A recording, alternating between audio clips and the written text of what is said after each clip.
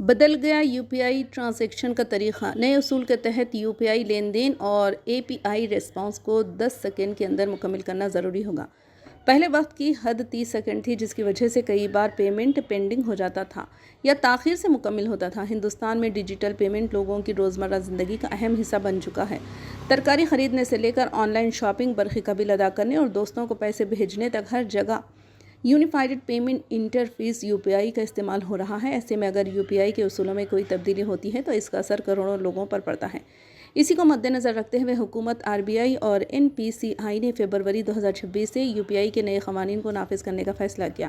ان نئے قوانین کا مقصد لین دین کو مزید تیز بنانا ہے، دھوکہ دہی سے بچانے کے لیے سیکیورٹی میں اضافہ کرنا، صارفین کو اپنے پیسوں اور ادائیگی پر زیادہ کنٹرول دینا ہے۔ اگر آپ گوگل پے، فون پے، پے ٹی ایم یا کسی بھی UPI ایپ کا استعمال کرتے ہیں تو آئیے ہم آپ کو بتاتے ہیں UPI کے کون سے نئے قوانین ضرورت سے نافذ ہوں گے۔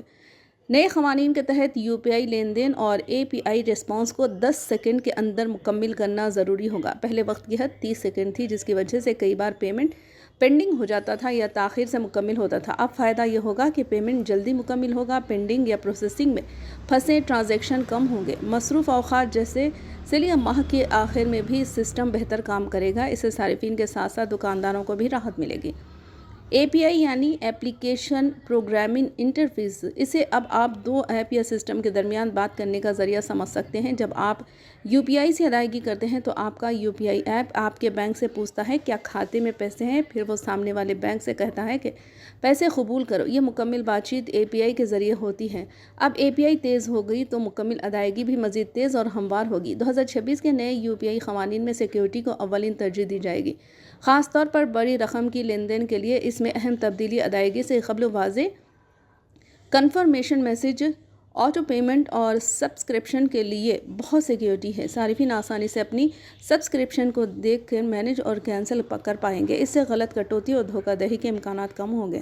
اگر کوئی UPI ID طویل عرصے سے استعمال نہیں ہوئی تو اسے عارضی طور پر بند کیا جا سکتا ہے۔ اسے ڈورمنٹ UPI ID کہا جائے گا۔ اسے دوبارہ فعال کرنے کے لیے صارف کو دوبارہ تصدیق کرانے کی ضرورت ہوگی۔ اس قانون کا مقصد پرانے اور بھولے ہوئے اکاؤنٹ کا غلط استعمال روکنا۔ اب اگر UPI پیمنٹ فیل ہو جاتا ہے یا پینڈنگ رہ جاتا ہے تو بینک اور ایپس کو کچھ گھنٹوں کے اندر اس مسئلے کو حل کرنا ہوگا۔ صارفین کو واضح طور پر بتایا جائے گا کہ پیسے اکاؤنٹ سے ڈیبٹ ہوا یا نہیں، کہاں پینڈنگ ہے، کب واپس ملے گا۔ اس سے صارفین کو پریشانی اور الجھن دونوں میں کمی آئے گی۔